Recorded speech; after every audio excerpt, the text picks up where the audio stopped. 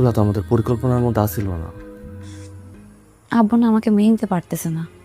সে প্রতিনিয়ত আমাকে কাজের জন্য অনেক প্রেশার করে। আমি কি করতে পারি? আচ্ছা শোনো না, সব কিছু যেহেতু আমাদের পরিকল্পনার মতো হইতেছে, তাইলে বিষয়টা তুমি স্বাভাবিক করে নাও। আমিও তাই ভাবছি। বিয়ের দিন এমন একটা অভিনয় করলা, আপুকে বিয়ে করার জন্য তুমি পাগল হয়ে গেছো।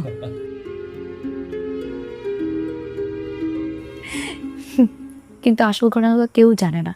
এখন আসল ঘটনাটা সবাই যাই না যাইব কথা বলতাছি। মা? আগে তোমার মা বাপরে খবর দিব, তারপর বাকি কথা। মা, আমার কথাটা শুনে যাও। ও মা, মা, আমাকে অনেক ভুল হয়েছে।